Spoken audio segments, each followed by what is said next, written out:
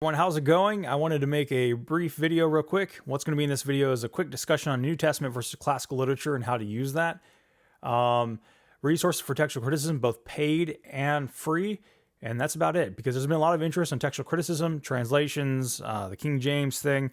So we're going to talk briefly about how to get into that from both perspectives. So if you don't want to study the field, or if you feel like you're not equipped to study the field, then I'll give you some resources for the layman. And then I also want to talk about using these correctly, especially in regards to apologetics. We don't want to use arguments incorrectly. So basically, we need to make sure that we know what we're talking about, why we're talking about it, and how to use it, whether or not it may even be worth avoiding in a discussion. So let's talk a little bit about the comparison between the ancient works with the New Testament. Now, you'll see a chart that pops up continuously in various circumstances on apologetic websites or even books. Even Norman Geisler's How We Got the Bible, he uses an old chart that says, Homer's Iliad has 643 manuscripts, the New Testament has 5,800, or Caesar's Gallic War has 10 manuscripts, while the New Testament has 5,800. And this is actually an old, outdated number. And what bothered me was that logically, you would expect there to be more discoveries as time went on. You'd expect there to be more manuscripts, because we're finding more manuscripts of the New Testament and things like that. So why not with classical literature? Why is this old number, which I believe one of the first publications with this chart was a good number of years back? Why are we still using these? Why are they so widespread? Why do we keep regurgitating it? And if you look at myths and mistakes in New Testament textual criticism, they talk about the difference in counting, and they talk about how people don't check the new numbers and how we kind of just regurgitate stuff. And we have to be careful about that, because if we're talking to someone and we start using the old numbers and they know better, they're like, wait, your credibility just went down. Your apologetic, the usefulness of your apologetic just went down. And then you find yourself in a pickle, and then you get caught off guard if you don't know better. So this article by Josh McDowell, I'll link in the description. It's great. It shows the old numbers with the new numbers. And so if you look, Plato has 7 manuscripts. No, it's actually more around 210. Homer's Iliad has 643. And if you've looked at this chart, you know that that's what the old chart says. But Homer's Iliad actually has 1800 plus. I usually go to Homer, Plato, and Caesar. So that's why I'm pointing this out here. Caesar only has 10 manuscripts, while but in the new numbers, the updated numbers is 251. So that just goes to show that we need to be checking the numbers. We need to be double checking what we're reading, even whenever it comes to numbers and stuff like that. Because sometimes you'll find that whenever you're looking at arguments or even citations of the text as a proof text or something, that the text isn't contextually verifying what the argument is. And sometimes just throwing stuff out there happens. Now, this, Peter Gurry, he talks about how, or I can't remember who contributed that particular article in the book. He talks about how it comes down to how you're counting the manuscripts mostly. But regardless, he gives several points of how to properly use this apologetic, because the misconception is, well, we have a bunch of manuscripts compared to these, therefore the New Testament is reliable. You kind of skip some steps, because what it basically does, this argument shows that we have a basis for reestablishing the text of Homer, Plato, Caesar, and we have even more of a textual basis, a better textual basis to reestablish the text of the New Testament. It's not that it proves the reliability right out the gate, because in theory, you could have a bunch of manuscripts that are, bunk and don't do anything. And so there's a step that's being skipped there, the textual critic step of being able to ascertain what the original writing was. And we have a better textual basis to do so. We have more manuscripts to compare whenever we're looking at the text. So it is true that if we're talking about documents, if we're talking about whether or not, the New Testament, we don't have any documents for, we certainly have that. So we need to know how to use the apologetic. Basically that we have a good textual basis for knowing, but you have to go further. He also says, don't be specific about the numbers, because the data is constantly changing. So even with this, this says 5,838. Sometimes it's better just to say 5,800. Aim lower. I mean, you don't have to round up. Rounding up can be dishonest. Rounding lower is a more honest way, I think. Again, if you decide to go this route, check for the updated numbers. You can find resources for how to do that in the book that I'll show you here in a second. And things like that. So this is one example. And many times people will talk about subjects that they don't know about or that they read about very briefly.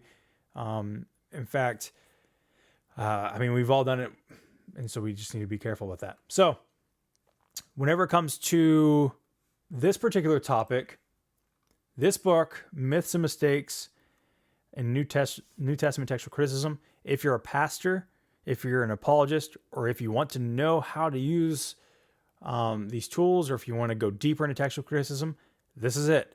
I think every pastor should have this because it's crucial. Every apologist should have it because, again, if you're going to utilize these things in apologetics, you should be able to know what the limitations are of each particular argument.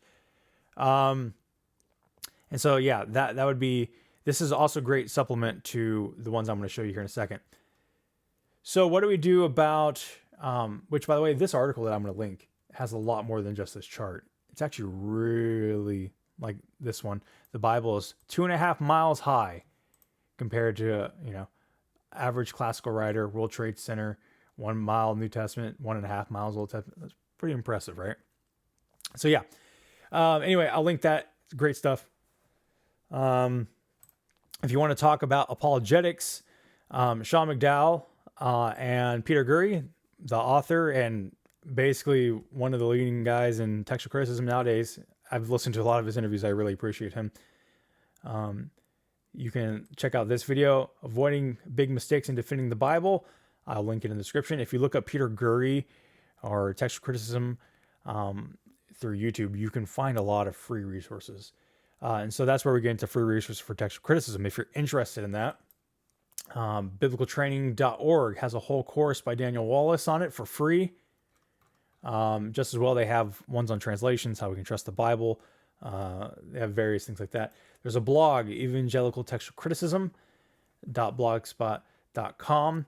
A lot of these articles will be well over your head until you've done some reading. But they have an essential books section worth checking out. Daniel Wallace on House Form Apologetics has a Basics of New Testament Textual Criticism as well. It's 2 hours long. This website, whenever you get more into the weeds, csntm.org, where you can actually examine various manuscripts online for free and really high quality too. It's just really fun whenever you get into it. Like how pretty is that? Anyway, so yeah. So let's go back to book recommendations. So if you're wanting to get into textual criticism, if you're wanting to start there, I read this book on my own, the text of the New Testament. This was a standard in many seminaries. But then I was told to read this one for a class, Fundamentals of New Testament Textual Criticism. This one is more of a crash course. It's not in depth on the history. It's not in depth on the processes, but it gets your feet pretty wet and it's pretty accessible, pretty understandable. The words are bolded. It goes into some things that Metzger and Ehrman don't, such as CBGM, which that's something you don't want to touch for a little while. And then, so it really depends on what you want. I think that both of them are worth getting to supplement each other. The text of the New Testament does more with the history, gives you more information about each individual or specific manuscripts that are noteworthy. It gives you more about how to do textual criticism, gives you examples.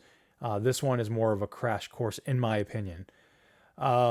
This one is good for someone who is a layman who doesn't want to get into all the weeds, though you do have to keep in mind, like I said, it uses the old numbers for classical literature, but it does get into some of the basics of what textual criticism is, what they do, how it works, and stuff like that.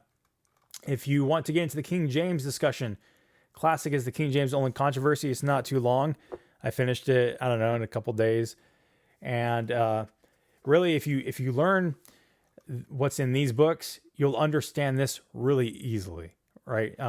In this one, you're taught some of these principles because it's crucial to the discussion on the King James. So whenever you get past those introduction works, there's plenty you can get. There's Comforts, commentary on the New Testament, manuscripts. There's this book on Accounting the Manuscripts on the papyrus and paleography. I love it. I find that I supplement all of them and I try to, see where they agree, see where they disagree. But there's a lot here. And then there's these Text of the New Testament Greek manuscripts editions that came out fairly recently. It's an updated edition, and they're just really, really pretty and good to look at. I really enjoy them. They have the actual text of the papyri in them, and it gives you introduction into each one of them. Of course, whenever you start looking into this, you'll want to pick up some Greek, so you can go with Bill Mounce's, Basics of Biblical Greek in the workbook, or you can even go. Lexham has a great introduction into Greek. There's videos online. Biblicaltraining.org also has some Greek videos, stuff like that. And then you'll have to pick a Greek New Testament if you want to get down into the real nitty gritty. Which this is the Nestle Aland 28. If you get the Nestle Aland, or I'm going to call it NA 28, I would spend the extra couple bucks to get the large print. To be quite frank, I have pretty good vision, I like to think, and it was kind of small, but if you'll see, it has a textual apparatus and then the Greek text, obviously, and then the UBS 5 is another popular one, and we can look at those real quick. That's the wrong one. So here we have on the left is the Nestle Aland, and then the UBS 5.